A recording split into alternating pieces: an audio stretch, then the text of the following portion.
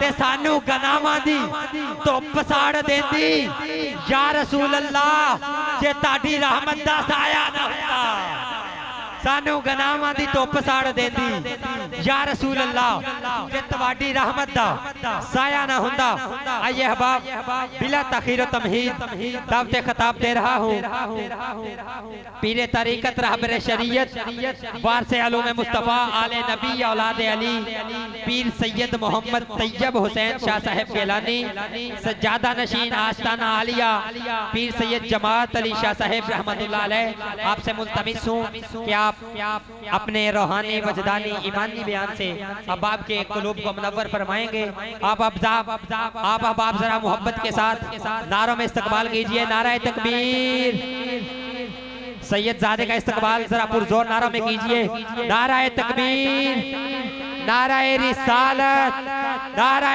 رسالت نعرہ تحقیق نعرہ حیدری تاجدار ختم نبوت تاجدار ختم نبوت قبلہ پیر سید طیب حسین شاہ صاحب گیلانی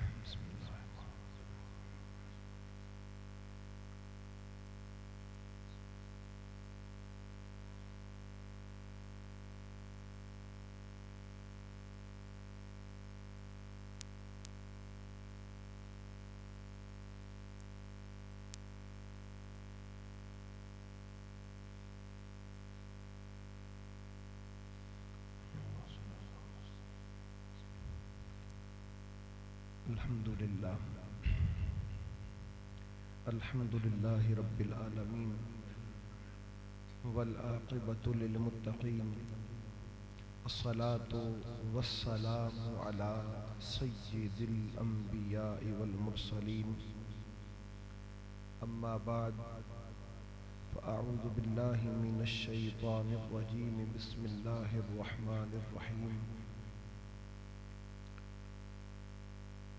لقد جاءكم رسول صدق الله مولانا العظيم وبلغنا رسوله النبي الأمين الكريم درود پاک پڑھیں اللہم صلی علی سیدنا و مولانا محمد وعلی آلہ وصحبہ بارک وسلم الصلاة والسلام علیک یا سیدی یا رسول اللہ وعلى آلك وأصحابك يا سيدي يا حبيب الله الصلاة والسلام عليك يا سيدي يا رحمة للعالمين وعلى آلك وأصحابك يا سيدي يا جد الحسن والحسين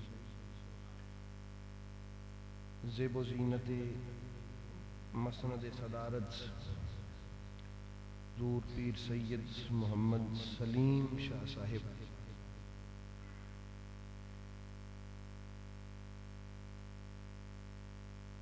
عزت مآب جناب پیر سید منیر حسین شاہ صاحب دیگر معزز سادات کرام علماء ذی احتشام نعت خوانان شیریں لسان اور میرے لیے بہت ہی محبتوں کے لائق سامعین گرامی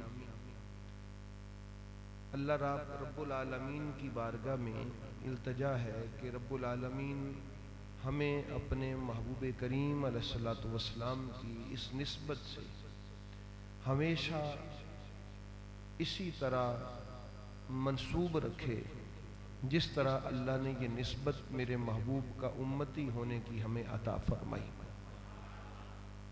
اللہ کا شکر ادا کرتے ہیں کہ اللہ پاک نے ہمیں اپنے پیارے حبیب کا امتی بنایا ہے یہ اتنا بڑا شرف ہے کہ جس کا ہم اللہ کی بارگاہ میں جس قدر بھی شکریہ ادا کریں ہم شکریہ ادا نہیں کر سکتے محفل پاک ہے میرے محبوب کے میلاد کے حوالہ سے ذکر حضور رحمت للعالمین علیہ السلام کے حوالہ سے تو ذرا خوش ہو کے بیٹھیے گا کیونکہ یہ ذکر بڑی خوشی کا ذکر ہے بڑی مسرت کا موقع ہے کہ ہم اللہ کی نعمت کے مل جانے پر اللہ کا شکر ادا کرنے کے لیے جمع ہیں۔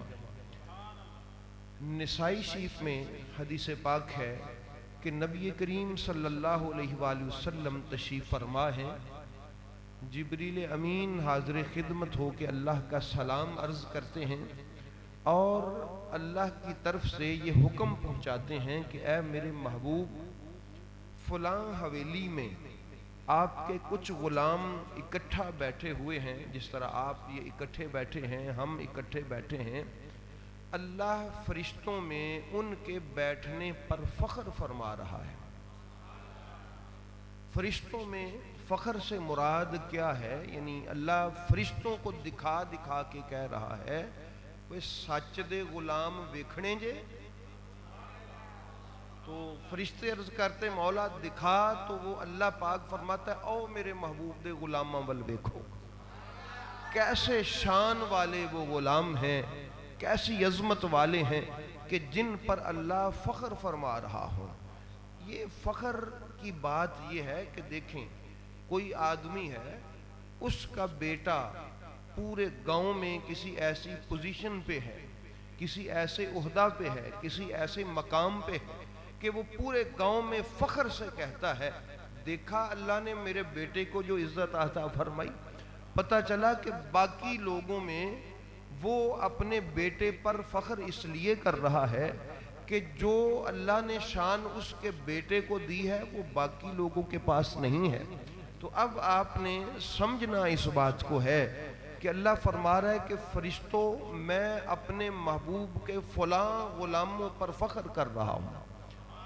تو نبی پاک اٹھے، آپ اٹھ کے اپنے غلاموں سے ملنے کے لیے اس حویلی میں تشریف لے جاتے ہیں اور ان سے پوچھتے ہیں کہ اے میرے اصحاب کیا کر رہے ہیں؟ عرض کی حضور ہم اللہ کا ذکر کر رہے ہیں اور ہم اللہ کی عطاؤں پر، اس کی نعمتوں پر، اس کی نوازشوں پر اور اس کے احسانات پر، اس کی کرم نوازیوں پر اللہ کا شکریہ ادا کر رہے ہیں۔ آپ نے پوچھا کہ کس طریقے سے اللہ کا شکریہ ادا کر رہے ہو؟ عرض کی حضور من علینا بکا یا رسول اللہ، یا رسول اللہ ہم اللہ سے عرض کر رہے ہیں کہ مولا یہ تیرا کتنا بڑا احسان ہے کہ تو نے ہمیں اپنا محبوب عطا فرمایا۔ بات سمجھ گئے ہو؟ بات یہ چل رہی تھی اور وہ عرض کرنے لگے کہ یا رسول اللہ ہم باتیں یہ کر رہے تھے کہ ہم بت پوجتے تھے، ہم بچیوں کو زندہ درگور کرتے تھے، ہم گمراہی میں مبتلا تھے، ہم بٹکے ہوئے تھے، پھر اللہ کو ہماری حالت پہ رحم آیا، اللہ نے ہم پر کرم فرمایا اور اللہ نے ہماری رہنمائی کے لیے اور ہمیں اس گمراہی کی دلدل سے نکالنے کے لیے اپنا محبوب بھیجا۔ اس کے آتے ہی اللہ کا کرم ہوا، ہماری زندگیاں بدل گئی۔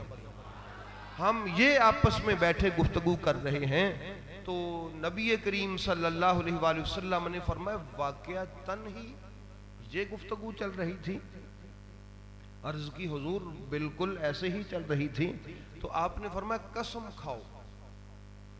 اچھا، حالانکہ نبی پاک کو صحابہ پہ کوئی شک نہیں تھا، یہ ساری تاکید اس لیے ہے کہ میرا امتی سمجھے اس بات کو کہ میرے محبوب کی آمد پہ اللہ کی نعمت اور احسان سمجھ کر، جان کر، یقین کر کے اللہ کا شکریہ ادا کرنے والے لوگوں پر اللہ کتنا کرم فرماتا ہے۔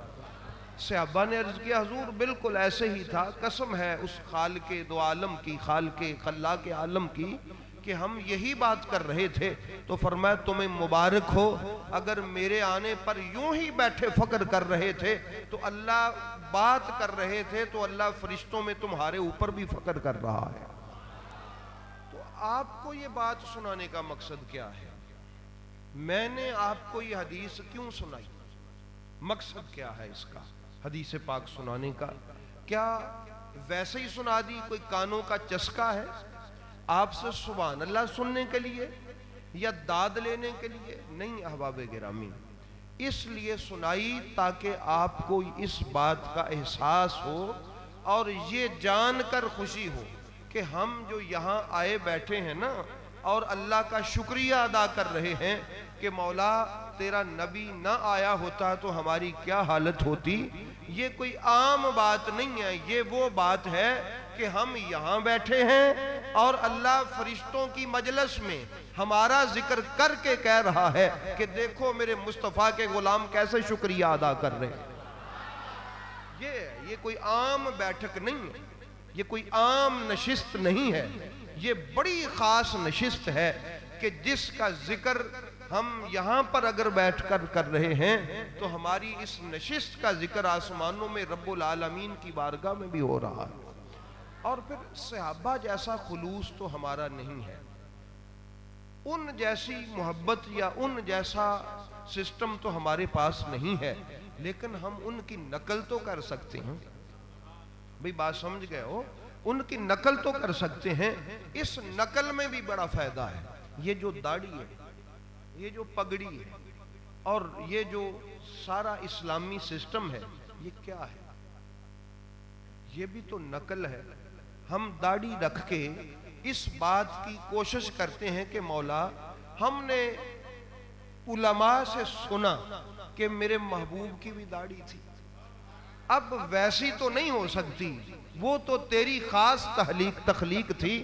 ہم اس کی نقل کرنے کی کوشش کرتے ہیں اور اسی کوشش میں ہی بندہ بخشا جاتا ہے، اسی نقل اتارنے کی کوشش میں ہی بندہ بخشا جاتا ہے کہ مولا یہ ہم جو نماز میں یہ جو ہم ہاتھ باندھتے ہیں، یہاں باندھتے ہیں، انگلیاں ایسے رکھتے ہیں، رکوع ایسے کرتے ہیں، جیسے مرضی کری جاؤ، عبادت ہے اللہ کی، جیسے ہو سکتا ہے کری جاؤ. یہ کیا بات ہوئی کہ ایسے جھکنا ہے، ایسے کھڑے ہونا ہے، ایسے سجدہ کرنا ہے، ایسے بیٹھنا ہے، ایسے کام کرنے ہیں، ایسے سلام پھیرنا ہے؟ یہ کیا بات ہے؟ اگر ایسے نہ کریں تو پھر فرمایا پھر مجھے تمہارا یہ طریقہ پسند نہیں ہے. یا اللہ کیوں؟ فرمایا عبادت میری کرو، نقل میرے مصطفیٰ کی اتارو، اس طریقے پہ کرو، پھر میں اپنی عبادت بھی قبول کر لوں گا. تو احباب گرامی، اسلام ان پیاروں کی نقلیں اتارنے پر، یہ جو ہم کہتے ہیں نا فلانے کی فلان نقل اتارتا ہے یا نقل کرتا ہے، اس سے ہم غصے ہوتے ہیں کہ اس نے میری نقل اتاری، فلاں آدمی فلاں کی نقل پہ کام کرتا ہے. لیکن اللہ کیسی محبت کرتا ہے اپنے محبوب سے کہ جو میرے مصطفیٰ کی نقل اتارے، رب فرماتا ہے تو مجھے پیارا لگتا ہے. تو مجھے کیا لگتا ہے؟ پیارا لگتا ہے. اس لیے احباب گرامی، صحابہ کرام رضوان اللہ تعالی علیہم اجمعین، آپ بڑی محبت سے میرے مصطفیٰ کریم صلی اللہ علیہ وآلہ وسلم کا ذکر کرتے تھے. تو وہ محبت، وہ خلوص کا درجہ اور وفا کا وہ منصب اور مقام جو ان کو اللہ نے عطا فرمایا تھا، اگرچہ وہ ہمیں حاصل نہیں ہے، لیکن ہم ایسا تو کر سکتے ہیں کہ میرے محبوب کے صحابہ بھی بیٹھ کر جمع ہو کے یوں اللہ تعالیٰ کے محبوب کی آمد کے تذکرے کرتے تھے تو اللہ خوش ہوتا تھا. ہم بھی اسی آس میں، اسی امید میں خیرات لینے کے لیے، اللہ کی رحمت کی نظر کو اپنی طرف متوجہ کرنے کے لیے پھر بیٹھ جاتے ہیں کہ مالک ایک دفعہ نہیں، جب بھی صحابہ بیٹھے تیرے نبی کا ذکر کیا، تیری رحمت ادھر متوجہ ہوئی. مالک ہم اگرچہ گناہگار ہیں، ہم سیاکار ہیں، ہم خطاکار ہیں، لیکن جو تیرے نبی کے اصحاب نے کر کے دکھایا ہم بھی کرتے ہیں. مولا تیری رحمت کی توجہ ہماری طرف بھی ہو جائے. یہ بات سمجھ آ گئی؟ اس لیے یہ بیٹھا کریں. اور حضرت عبداللہ ابن عباس رضی اللہ تعالی عنہما، آپ سے ایک حدیث پاک ہے، محبت کے کانوں سے سنیے گا. آپ مجھے حیران دکھائی دیتے ہیں، بات خوشی کی ہے، حیرانی کی نہیں ہے. ذرا آپ کے چہرے سے ذرا خوشی کے کوئی آثار تو مجھے نظر آئے نا کہ بندے نبی کی بات سن کے خوش ہے. سمجھ آئی؟ ذرا محبت سے دیکھیے گا، مہربانی فرمائیے گا. حضرت عبداللہ ابن عباس رضی اللہ تعالی عنہما نے ایک حدیث پاک ارشاد فرمائی. آپ فرماتے ہیں کہ حضرت ابو دردہ رضی اللہ تعالی عنہ، آپ ایک دن نبی پاک کی پاک بارگاہ میں سلامی پیش کرنے کے لیے گئے. سوموار کا دن تھا، آپ جا کے بیٹھ گئے. کچھ وقت بعد اجازت چاہی. حضرت ابو دردہ کو نبی پاک نے فرمایا ذرا اور بیٹھ جاؤ. پھر بیٹھے رہے, پھر ایک دو مرتبہ اجازت چاہی. کتنی لجپالی تھی میرے محبوب نے فرمایا اور بیٹھ جاؤ. پھر آپ نے خود فرمایا کہ ابو دردہ اٹھو, آؤ میرے ساتھ ہم چلتے ہیں. مدینہ طیبہ میں حضرت عامر انصاری میرے محبوب کے صحابی ہیں, ان کے دروازے کے آگے جا کے نبی پاک کھڑے ہو گئے.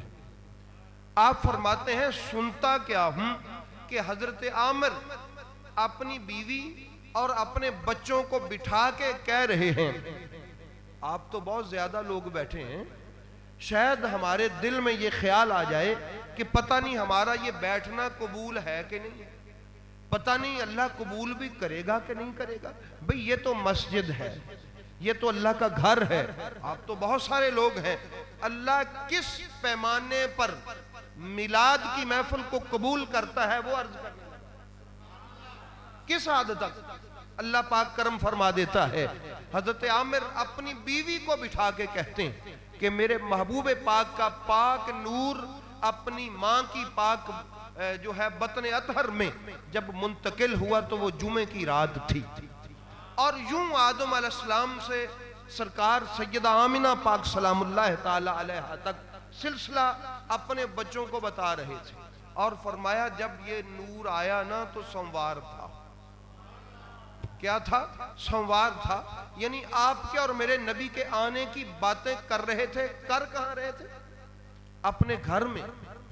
کس جگہ پہ؟ اور مجمع میں کون تھا؟ بیوی تھی اور بچے تھے, کوئی دوسرا نہیں تھا. نبی پاک نے دستک دی. دستک دی تو ان کی خوشی کی انتہا نہ رہی کہ قربان جاؤں, جس کے میلاد کی بات چل رہی تھی وہ تو دروازے پہ کھڑا ہے. قربان جاؤں کہ وہ تو تشریف فرما ہے. بڑی خوشی سے اندر سرکار کو بلایا, آپ تشریف لے گئے. آپ نے فرمایا تو میری باتیں کر رہا تھا؟ عرض کی جی یا رسول اللہ. اپنی بیوی اور بچوں سے جی یا رسول اللہ. فرمایا تمہیں پتا ہے کہ تمہاری اس محفل کی وجہ سے یہ جو تو نے گھر میں کی ہے کیا ہوا؟ عرض کی مولا مجھے نہیں پتا یا رسول اللہ. فرمایا ان اللہ فتح لک ابواب الرحمہ,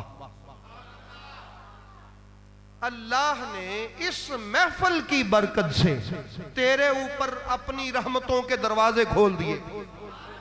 تیرے اوپر اپنی رحمتوں کے دروازے کھول دیے ہیں. کس محفل کی وجہ سے احباب ذرا بتائیے؟ کتنے لوگ تھے اس میں؟ بیوی تھی اور بچے تھے, اور تقریر کرنے والے خامد محترم تھے. کیسی خوبصورت محفل تھی. آپ کو بتانے کا مقصد یہ ہے کہ اگر کسی کے دل میں یہ ہو کہ یار اگر میرے پاس پیسے ہوتے یا کوئی آسائش ہوتی تو میں بھی کوئی لنگر شریف بناتا, میں بھی کوئی اہتمام کرتا, میں بھی کسی محفل کا انعقاد کرتا. ہائے کاش میرے پاس ہوتے تو میں بھی انتظام کرتا. غلامان مصطفیٰ سنیے, انہوں نے کوئی دیگیں نہیں بنائی, کوئی باہر اہتمام نہیں کیا, بس اپنی محبت کے ساتھ اپنی بیوی بچوں کو ہی سامنے بٹھا لیا. اور خلوص اتنا تھا اس میں, اخلاص اتنا تھا اور عقیدت اتنی تھی کہ اللہ نے اپنے نبی کو بھیجا کہ نبی جاؤ اپنے غلام کو رحمت کی خوشخبری دے کے آؤ. اللہ قبول گھر کی محفل کو بھی کر لیتا ہے. اس لیے مسجد میں آنے والوں آج کی بزم سے یہ سیکھ کر جاؤ کہ اپنے گھروں میں بھی نبی کے تذکرے کی محافل کیا کرو. اپنی بیوی کے ساتھ بیٹھ کے, اپنے بچوں کے ساتھ بیٹھ کے, اہل خانہ کے ساتھ بیٹھ کے وہ محفلیں اتنی قبول ہوتی ہیں کہ اللہ رب العزت کی رحمت کا پیغام آ جایا کرتا ہے. نبی پاک نے فرمایا ان اللہ فتح لک ابواب الرحمہ, اللہ نے رحمت کے تیرے لیے دروازے کھول دیے ہیں. وہ صحابی تھے, کنجوس نہیں تھے. کوئی ہمارے جیسا بندہ ہوتا تو بس اسی پہ خوش ہو جاتا کہ اللہ نے ہمارے لیے رحمت کے دروازے کھول دیے ہیں. عرض کی فقط لی یا رسول اللہ, یا رسول اللہ صرف میرے لیے ہی کھولے ہیں؟ نبی پاک نے فرمایا نہیں, وَمَنْ فَعَلَ ذَلِكَ إِلَى يَوْمِ الْقِيَامَةِ, جو بھی قیامت تک اس خلوص کے ساتھ، محبت کے ساتھ، عقیدت کے ساتھ اور اخلاص کے ساتھ میرے ذکر کی محفل سجا کے بیٹھے گا، رب ہر اس بندے پر قیامت تک کے لیے اپنی رحمت کے دروازے کھول۔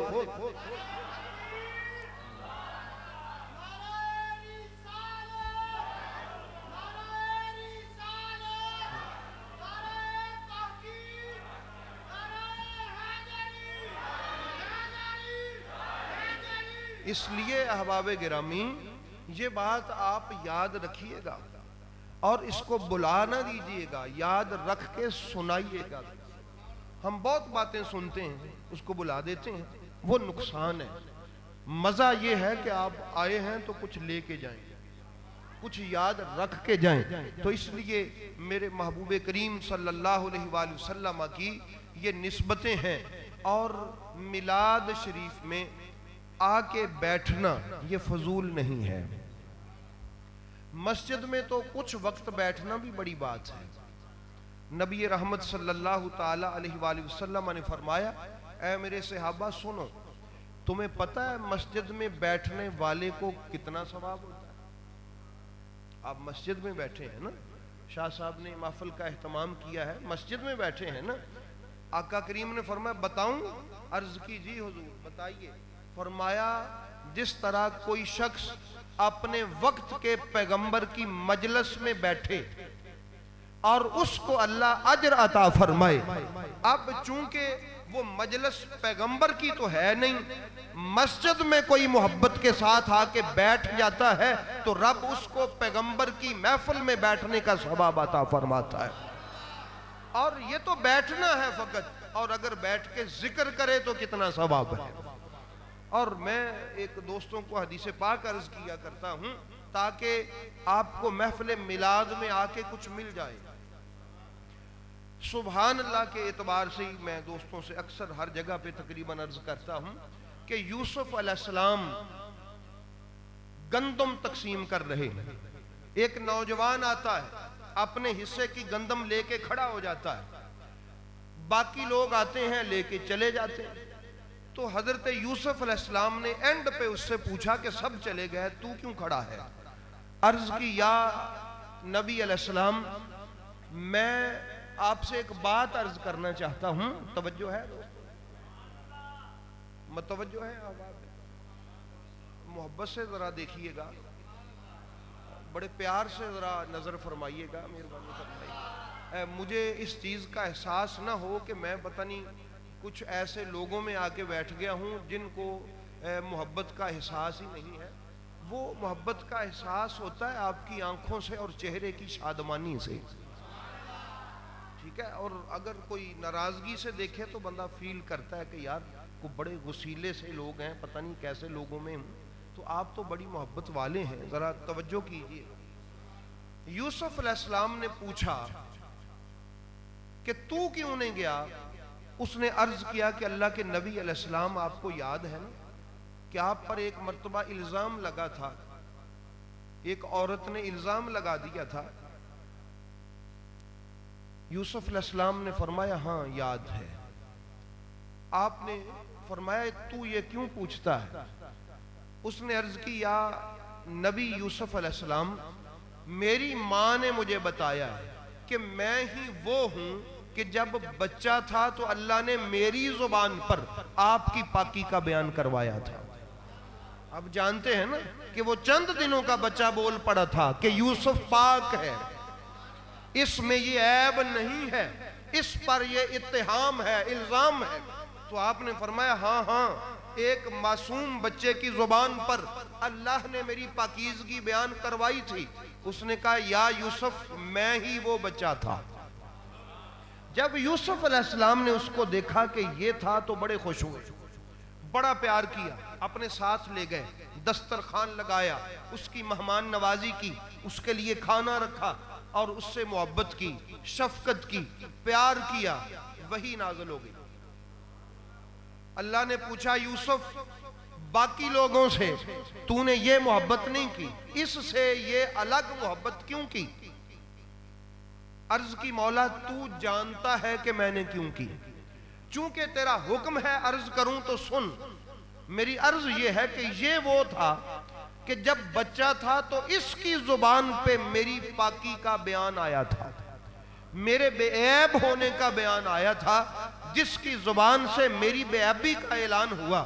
میں خوش ہوا اس کو دیکھ کر, اس سے مجھے پیار آ گیا, اس سے مجھے محبت آئی, اس پر مجھے شفقت آئی, تو میں نے اسے اپنے دسترخوان پر بٹھایا.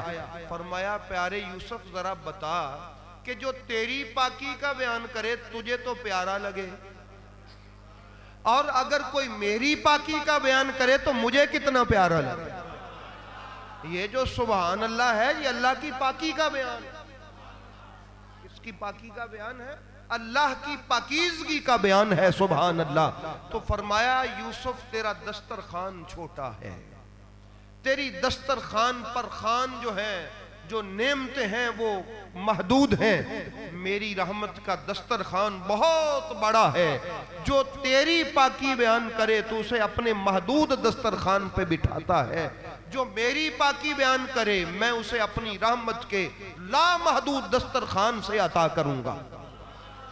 تو اس لیے احباب گرامی آج کی اس بزم میں ہم جو آئے ہیں تو کم از کم یہ سیکھ کے تو جائیں گے نا کہ اللہ کا ذکر کریں تو رب اپنی رحمت کا دسترخوان اس کے لیے بچھا دیتا ہے.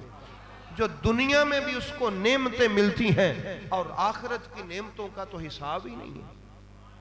اس لیے یہ بات ذہن نشین رکھیے گا, میرے محبوب کریم صلی اللہ علیہ وآلہ وسلم کا دین, یہ اسلام, یہ روشنی, یہ تعلیم ہم تک پہنچی. اس میں میرے محبوب پاک سرکار کے بعد سرکار کے صحابہ کرام کا بہت بڑا رول ہے.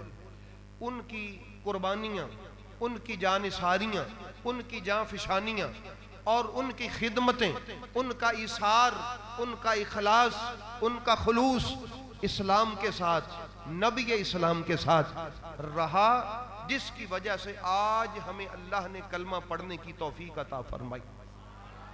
بھئی ایسا ہی ہے نا, صحابہ کرام وہ پل ہیں جہاں سے اسلام گزر کے ہم تک پہنچا. ایسا ہے نا, سرکار دو عالم علیہ السلام کے صحابہ کرام پر بڑی اللہ کی کرم نوازیاں ہیں, اور ان کا جو سسٹم ہے اسلام کا, دیکھیں سادات کی موجودگی میں,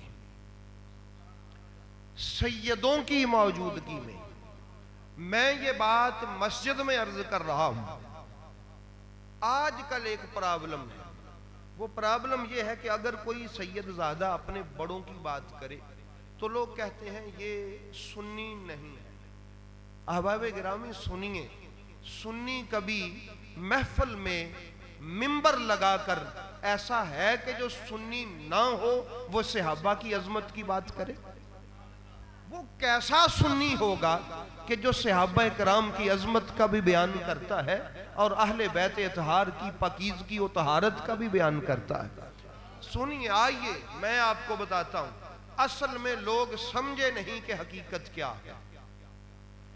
دیکھیں میں ہر جگہ پر یہ بات عرض کرتا رہتا ہوں, اور ایک بات ضرور مد نظر رکھیے گا, مخالفت اور چیز ہوتی ہے, اختلاف اور چیز ہوتا ہے. تقریباً زیادہ لوگوں کو مخالفت اور اختلاف کے فرق کا ہی نہیں پتا. اختلاف ہے کہ مجھے تیری فلاں بات سے تو اختلاف ہے, باقی مجھے تیرے ساتھ کوئی مخالفت نہیں ہے. اس کو اختلاف کہتے ہیں کہ فلاں تیری بات سے مجھے اختلاف ہے, تیری فلاں رائے سے میرا اختلاف ہے, فلاں تیرے نظریے سے میرا اختلاف ہے. وہ میرے ساتھ بھی اگر کوئی کرے تو اس کا حق ہے, کوئی نقیب محفل سے کرے تو اس کا حق ہے, یہ کسی سے کریں تو ان کا حق ہے, آپ شاہ صاحب سے کریں یہ آپ کا حق ہے, شاہ جی آپ سے اختلاف رائے کریں ان کا حق ہے. اور مخالفت کا اسلام درس نہیں دیتا کہ کسی ایک بات سے اگر رائے میں اختلاف آ جائے تو بندہ مخالف ہی ہو جائے. یہ بھی اسلام کا طریقہ نہیں ہے. تو اس لیے احباب گرامی رائے تو ہر کسی کی سن لینی چاہیے, اگر نہ پسند آئے تو جس کی پسند آئے اس کی مان لینی چاہیے. تو اس لیے میں جگہ جگہ کریا عرض کرتا ہوں, ہم میلاد کی محفل میں اماں جی حلیمہ کا ذکر کرتے ہیں نا ذکر, تھوڑا سا عرض کر دوں, اما حلیمہ جب نبی پاک کو لے کے آئیں، ان سے سوال کیا محلے والوں نے کہ بھئی حلیمہ بی بی، ہم تو ویسے پنڈ تھا کہ اس گاؤں کے رہنے والے لوگ ہیں، رات کو دیا بجھا کے سوتے ہیں تاکہ تیل فضول خرچ نہ ہو. ایسا ہی ہے، تیل فضول خرچی تیل کی نہ ہو. لیکن ہم دیکھتے ہیں کہ یہ جو تیرے کمرے کے روشن دان ہیں یا ہوا والی جو مقامات ہیں، ان سے ساری رات روشنی چھن چھن کے باہر آتی، تو دیا چلا کے رکھتی ہے راتوں کو بھی، یہ کیا ماجرا ہے؟ تو اماں حلیمہ نے کہا کہ میں رات کو دیا نہیں چلاتی. کہا آپ کیوں نہیں چلاتی؟ پھر یہ روشنی کیسی ہے؟ تو فرمایا ما کننا نحتاجو الی السراج، تفسیر مظہری شریف، من یوم اخذناہ، اے محلے والو جس دن سے میں اسے لے کے آئی ہوں مجھے چراغوں کی ضرورت نہیں رہی، لِأَنَّ نُورَ وَجْهِهِ كَانَ أَنْوَرُ مِنَ السِّرَاجِ، کیونکہ اس کے چہرے سے جو روشنی نکلتی ہے وہ کئی چراغوں سے زیادہ ہے.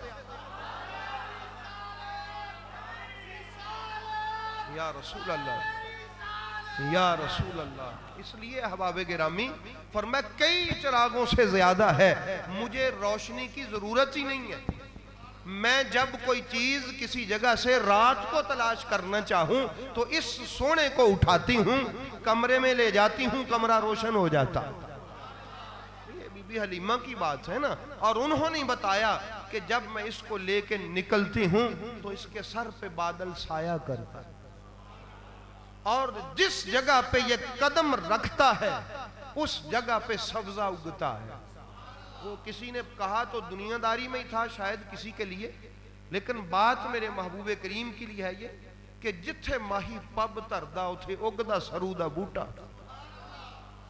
تو یہ میرے محبوب تھے کہ جہاں قدم رکھتے تھے تو لوگ کہا کرتے تھے کہ اے گاؤں والو، اگر کسی کے جانوروں کا پیٹ نہیں بھرتا تو اپنے جانور ادھر لے جاؤ جدھر محمد مصطفیٰ اپنا قدم رکھتے.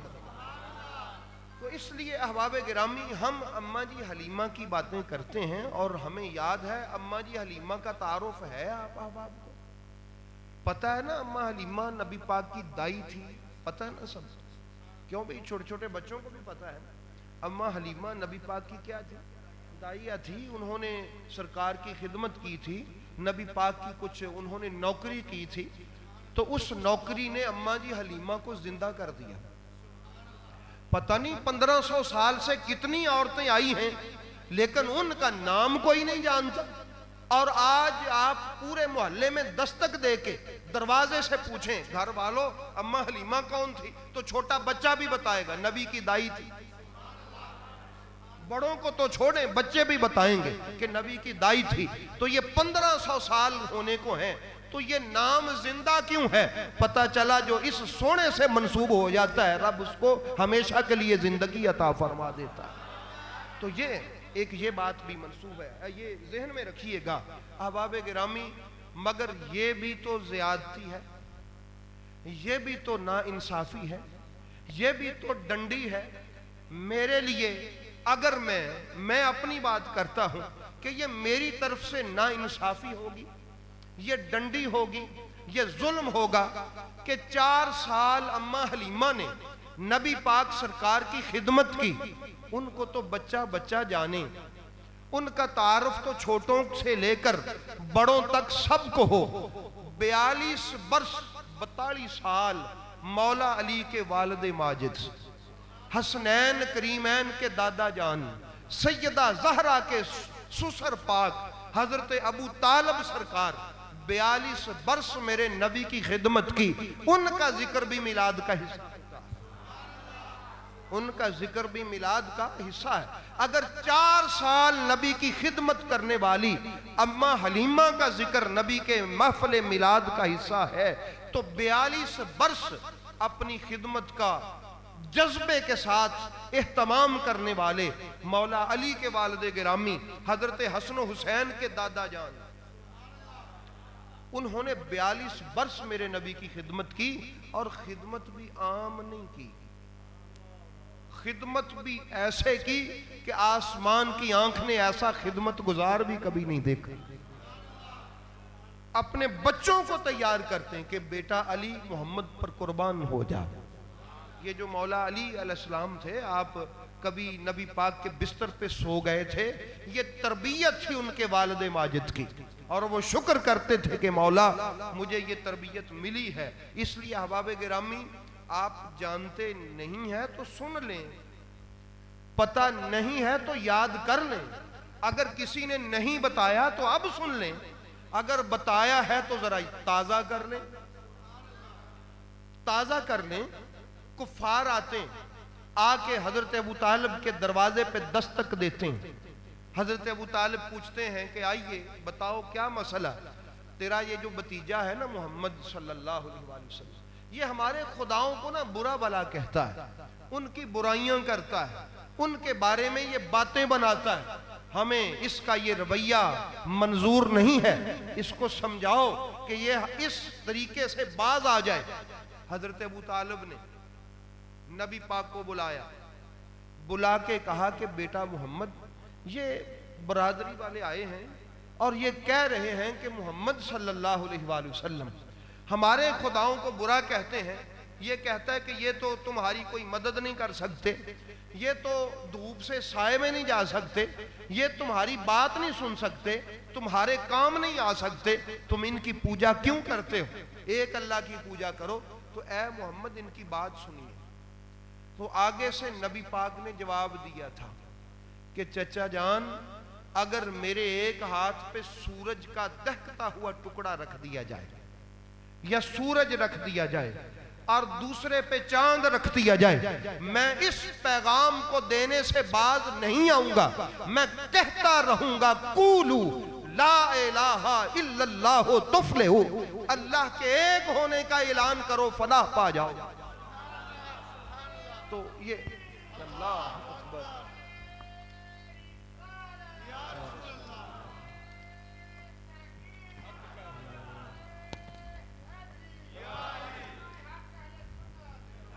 بھئی سمجھ آ رہی؟ تو نبی پاک سرکار اس وقت رنجیدہ ہو کر کہ میرے چچا کے پاس آئے، جناب ابو طالب کے پاس میری شکایت کی، اور انہوں نے ان کی شکایت سنی اور مجھ سے کہا کہ اس کا جواب دو. نبی پاک جب پریشان ہو کے اٹھ کے جانے لگے تو بلایا، میری جان بات سن. نبی پاک کھڑے ہوئے، الفاظ کیا ہیں؟ حضرت ابو طالب نے کہا فَاسْدَعْ بِمَا تُؤْمَرْ، اے میرے بیٹے محمد، کر وہ جس کا تجھے اللہ حکم دیتا ہے، وہ کر. میں تیرے ساتھ ہوں، میری اولاد تیرے ساتھ ہے. لَن يَسْأَلُوكَ وَسْدَا حَتَّى فِي التُّرَابِ دَفِينًا. یہ رہ گئے ابو جہل، عتبہ، شیبہ، یہ کافر مکے کے، یہ کہتے ہیں کہ ورنہ ہم سے برا کوئی نہیں ہے. سن اے میرے بیٹے محمد، لَن يَسْأَلُوكَ، میرے ہوتے ہوئے، میرے جیندیاں تیرے تک نہیں آ سکتے. لَن يَسْأَلُوكَ، ان کی اتنی پہنچ نہیں ہے کہ ابو طالب بھی زندہ ہو اور محمد کو بھی کچھ ہو جائے. یہ نہیں ہو سکتا. فَاسْدَعْ بِمَا تُؤْمَرْ، اللہ نے تجھے کہا ہے نا اعلان کرنے کا، کر اعلان. کیسی خوبصورت سپورٹ ہے توحید کے اعلان کے لیے، رسالت کے اعلان کے لیے، اسلام کی تبلیغ کے لیے اور اسلام کے ابلاغ کے لیے. فرمایا حتیٰ فی التراب دفینا، یہاں تک کہ ہم مر کے مٹی میں دفن نہ ہو جائیں تب تک تو یہ تیرے تک نہیں آ سکتے. اگر ہم مر گئے تو اس کا میں کچھ کہہ نہیں سکتا. یہ مولا علی کے والد گرامی اعلان کروا رہے ہیں. اور شب ابی طالب میں 3 سال تک کفار نے سوشل بائیکاٹ کیا، وہاں پر محصور رہے. کیسے راتیں گزرتی تھی کہ اپنے بیٹے کو اٹھاتے ہیں، وہاں پر نبی پاک کو سلاتے ہیں، پھر کچھ وقت بعد وہاں سے اٹھاتے ہیں، اپنے دوسرے بیٹے کو سلاتے ہیں. کیوں؟ کس لیے؟ وجہ کیا ہے؟ اے ابو طالب، تجھے رات کو نیند نہیں آتی؟ کیا تو انسان نہیں ہے क्या तुझे नींद से कुछ नहीं होता? हम 2 रातें 3 रातें जाग लें तो हमारी नफ्सियाती पोजीशन क्या होती है आप बेहतर जानते हैं। हमारी माँ बीमार हो, बाप हो, बेटा हो, कोई बीमार हो जाए, जागना पड़ जाए मुसलसल कई दिनों तक, तो नफ्सियाती तौर पे कैसा प्रेशर होता है आप सब जानते हैं। लेकिन सलाम है अली के बाबा को मेरा कि 3 साल की रातें ऐसे गुजर गई कि दिन को भी फिक्र में मुब्तला, रात को भी फिक्र में मुब्तला, बेटों को उठाते हैं। क्यों? अगर कोई दूर से तीर मारे तो मेरा बेटा तो मर जाए, मोहम्मद को कुछ ना हो। आप मुझे बताएं, लोग छोटे से नरम सा मुंह बना के कह देते हैं वो जी चूंकि भतीजा था ना, भतीजा था, भाई का बेटा था, इसलिए रिश्ता बड़ा अजीज था, तो उस रिश्ते की वजह से उनकी हिफाजत करते थे।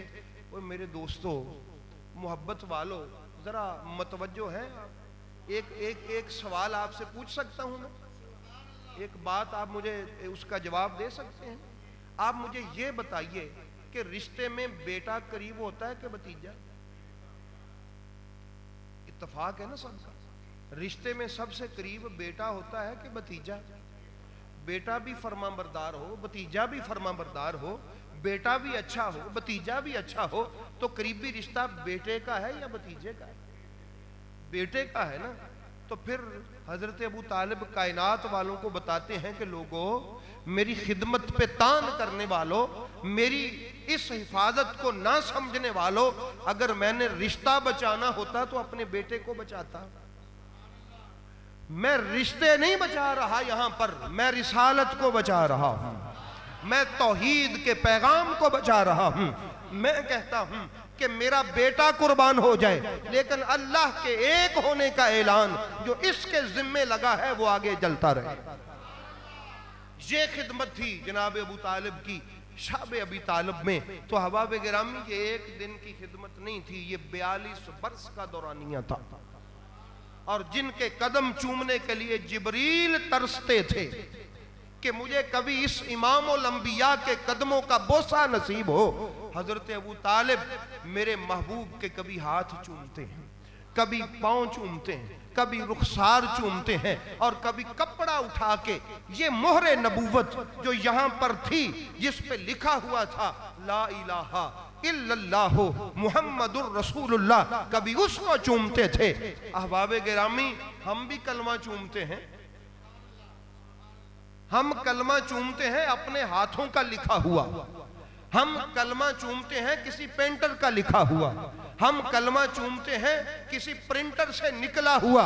ऐ अबू तालिब, तेरे चूमने पर मैं कुर्बान जाऊं। तू किसी के हाथ का लिखा नहीं चूमता था, जिसको खुदा ने खुद अपने दस्ते कुदरत से,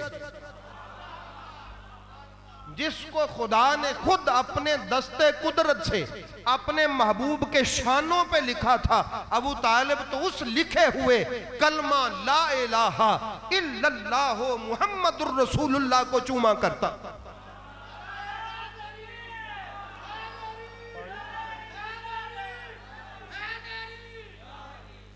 इसलिए अहबाब गिरामी भी किस्मत की समझ आई है? किस्मत की समझ आई कि नहीं आई? आप शायद, मैं समझता हूं आपके लिए ये ताज्जुब की बात है, आपके लिए शायद ये हैरानगी की बात है, और हैरानगी की बात तो हो भी सकती है।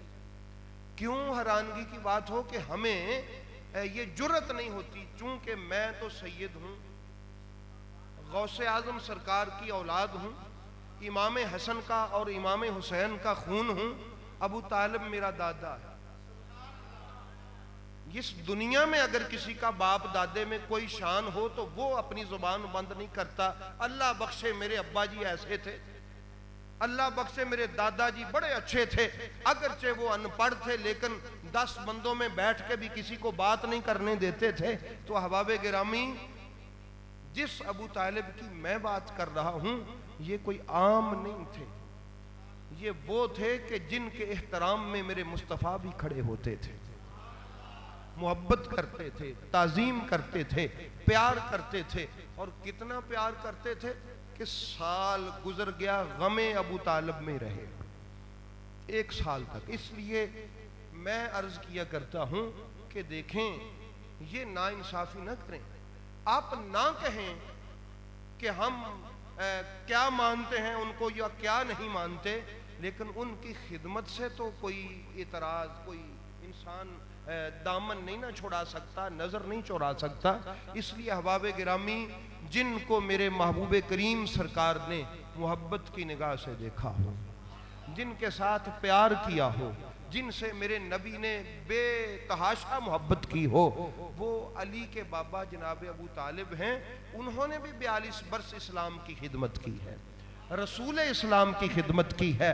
اگر صحابہ سیاسی پناہ لینے کے لیے چلے جاتے ہیں نا ملک حبش میں، تو حضرت ابو طالب خط لکھ کے اپنے بیٹے حضرت جعفر طیار کو خط دیتے ہیں، جو اس بادشاہ کو جا کے خط دیتا ہے.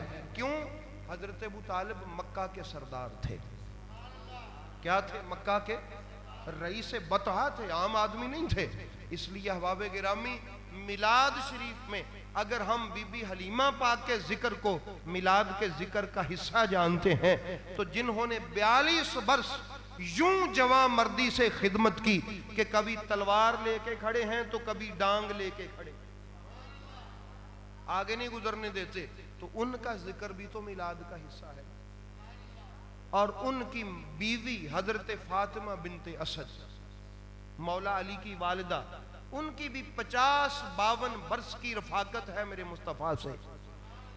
نبی پاک فرمایا کرتے تھے یہ میری ماں ہے، انہوں نے مجھے پالا ہے، مجھے محبت کی ہے. اور جب ان کا وصال ہوا تو سرکار نے اپنا قمیض اتار کے ان کو پہنایا. حالانکہ شریعت مطہرہ میں سلے ہوئے کپڑے پہنا کر دفنانا شریعت اس کی اجازت نہیں دیتی. فرمایا یہ میری ماں ہے. سبحان اللہ. نعرہ تکبیر، نعرہ رسالت، نعرہ رسالت، نعرہ تحقیق، نعرہ حیدری، تاجدار ختم نبوت. ان کی قبر میں لیٹے نبی پاک سرکار، بی بی فاطمہ بنت اسد کی قبر میں لیٹے، اور لوگوں کو بتایا کہ لوگوں تمہیں پتہ ہے کہ ایک مرتبہ میں نے اپنی ماں فاطمہ بنت اسد، یعنی جو تھی مولا علی کی ماں، والدہ کن کی تھی؟ مولا علی کی. نبی پاک فرمایا کرتے تھے میری ماں، اور دعا بھی ایسے ہی کی تھی، اللہم اغفر لأمی فاطمہ تو بنت اسد، یا اللہ میری ماں فاطمہ بنت اسد کی مغفرت فرما. فرمایا میں نے ایک دن کہا کہ اماں فاطمہ، اماں جی قیامت والے دن لوگ بے لباس ہوں گے. تو میری ماں یعنی مولا علی کی والدہ رونے لگی کہ کتنی رسوائی کا وقت ہے کہ ہائے میرا بھی لباس نہیں ہوگا. تو میں نے ان سے عرض کیا آپ میری ماں ہیں، میں اللہ سے التجا کرتا ہوں کہ رب آپ کو قیامت والے دن لباس عطا فرمائے جو عزت کا لباس ہے. اس لیے میں نے تاکہ ان کی روح کو بھی سکون ہو اپنا لباس اتار کے قبر میں ان کو پہنا دیا. اور نبی کا لباس کوئی عام نہیں تھا، اور وہ قبر کے عذاب سے گھبراتی ہوتی تھی. مجھ سے سنا کہ قبر کا مرحلہ سخت ہے، مجھ سے سنا قبر کا مرحلہ سخت ہے، رونے لگی. تو اس لیے میں ان کی قبر میں لیٹ گیا. میں نے اللہ سے قبر میں لیٹ کے عرض کی مولا یہ میری ماں ہے، ان پر اس قبر میں اپنی رحمت کا نزول فرما. تو احباب گرامی، آج کی میلاد شریف کی محفل پاک میں آپ نے چند ایک باتیں سنی، چند ایک باتیں، زیادہ نہیں، کہ صحابہ اگر اپنے گھر میں بھی بیٹھ کے یہ کرتے تھے تو اللہ کی رحمت کا پیغام آتا تھا. سمجھ آ گئی؟ اللہ کی رحمت کا پیغام آتا تھا. اور اگر آپس میں بیٹھ کے کرتے تھے اللہ ان پر فخر کرتا تھا. صحابہ کرام نے اپنے مال پیش کیے، اپنی جانیں پیش کی، اور ادھر حضرت ابو طالب نے بھی اپنی جانوں کے نذرانے پیش کیے اور اپنی اولاد کی تربیت کی کہ محمد پر قربان ہو جانا. حضرت بی بی خدیجہ الکبریٰ جو نبی کی بیوی ہیں، 80,000 اونٹ ان کا یمن، شام، مصر، حجاز، ہندوستان، اس سرکل میں بزنس کرتا تھا. اگر کوئی کاروباری آدمی بیٹھا ہے تو وہ ذرا اندازہ لگانے کی کوشش کرے. جس طرح آج کل کسی کے ہوں نا وہ مزدے ڈالے، چھوٹے ہی لگا لو، بڑے ٹرک کو رہنے دیں، بار برداری کے لیے گوڈز ٹرانسپورٹ جس کو آپ کہتے ہیں، یہ والا 80,000 اونٹ تھا سیدہ خدیجہ الکبریٰ کا، 1,000 غلام، 1,000 کنیزیں، ان کے جانوروں کا مسالہ کوٹنے کے لیے سونے کے برتن۔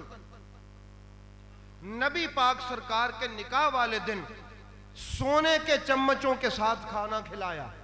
کہیں کہ شریعت میں، شریعت مطہرہ نے بعد میں اس کو آ کے منع کیا، تب نہیں تھا۔ اور کہا بی بی خدیجہ نے کہ جس برتن کے ساتھ کھایا ہے براتی وہ اپنے اپنے ساتھ لے جائے۔ کیا شان تھی بی بی خدیجہ الکبریٰ سلام اللہ تعالی علیہا کی، اس قدر امیر تھیں، بہت بڑی امیر، ارب پتی عورت تھیں۔ کیسے اسلام کی خدمت کی؟ حضرت ابوبکر صدیق رضی اللہ تعالی عنہ نے اپنے گھر کا سامان لا کے نبی پاک کے سامنے ڈھیر کر دیا۔ جناب عمر نے آدھے گھر کا سامان، جناب عثمان غنی نے کئی مرتبہ اسلامی فوج کی خدمت کے لیے مال پیش کیا۔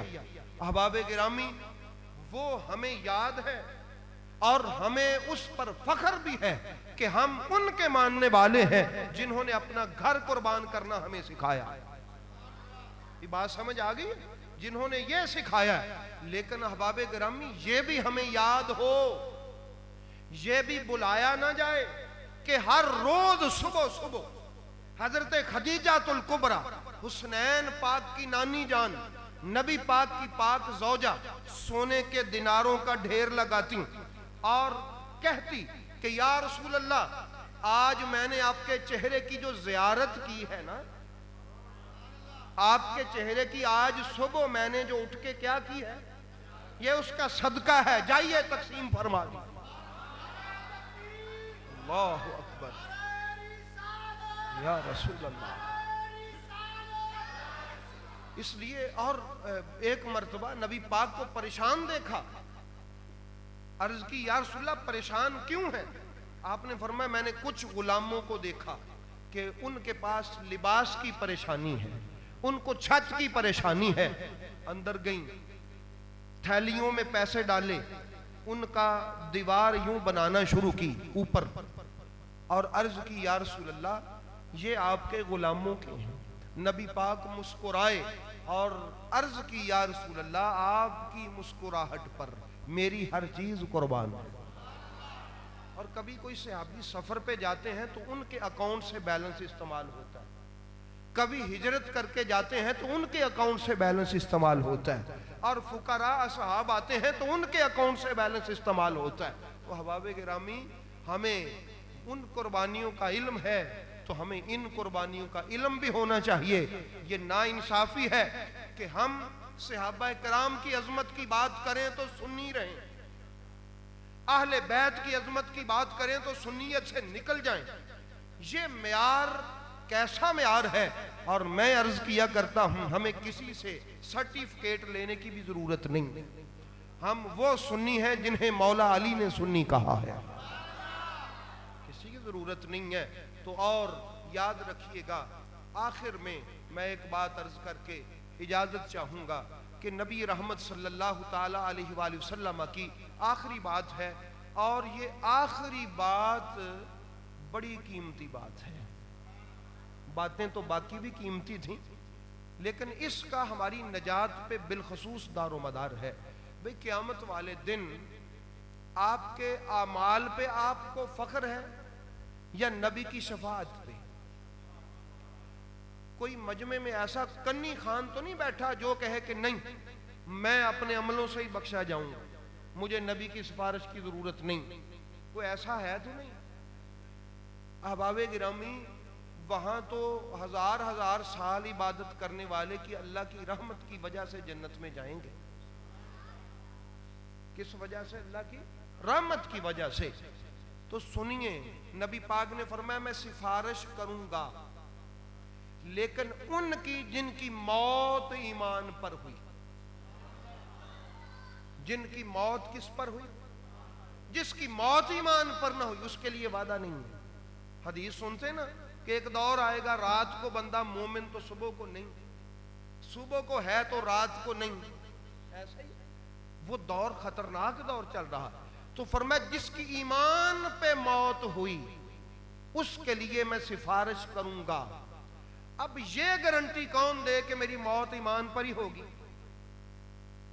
کوئی ہے ایسا کہ جو ہمیں پکڑ کے کہے کہ مطمئن رہ، پریشان نہ ہو، تیری موت ایمان پر ہوگی؟ کوئی ایسا نہیں ہے، مگر مدینے کا تاجدار ایک گارنٹی دیتا ہے۔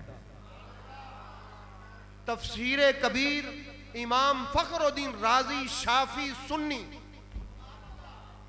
امام فخر الدین رازی شافی سنی اپنی کتاب تفسیر کبیر میں ارشاد فرماتے ہیں، نبی پاک کی حدیث پاک، میرے نبی نے فرمایا، پہلی بات ذہن میں ہے، قیامت والے دن شفاعت کس کی ہوگی؟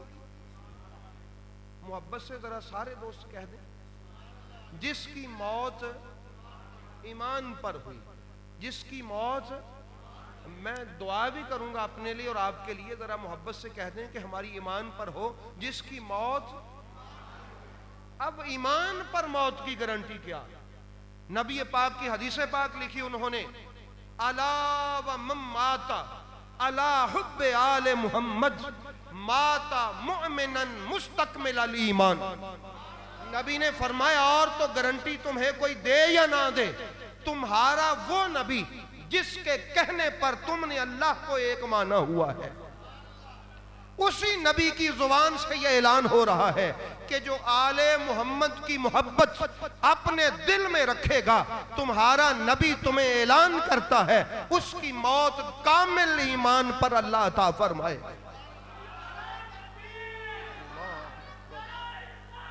یا رسول اللہ، یا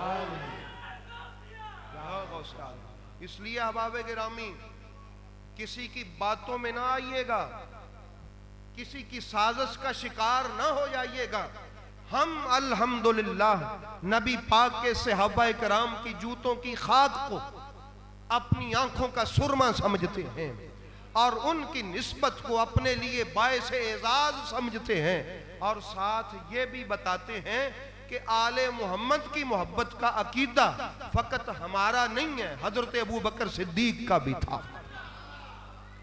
بخاری شریف میں ہے، بخاری شریف میں کہ حضرت ابو بکر صدیق سے یہ جب کسی نے پوچھا ہوگا کہ آپ نبی کے اتنا قریب کیسے، تو اس کا جواب دیا ہوگا، ارقبوا محمدا فی اہل بیتہ، نبی کی خوشنودی چاہتے ہو، نبی کے قریب آنا چاہتے ہو، نبی کے دامن سے وابستہ ہونا چاہتے ہو کہ نبی تمہیں محبت سے دیکھے؟ بھئی چاہتے ہو کہ نہیں؟ بھئی کون کون نہیں چاہتا؟ سب چاہتے ہیں، آپ بھی چاہتے ہیں، میں بھی چاہتا ہوں۔ تو اس کا طریقہ، صحابہ کے سردار، تاجدار صداقت، خلیفہ بلا فصل حضرت سیدنا ابو بکر صدیق نے کہا کہ میں نے جو گر سیکھا ہے وہ یہ ہے کہ ارقبوا محمدا فی اہل بیتہ، نبی کو خوش کرنا ہے تو اہل بیت کا دامن پکڑو۔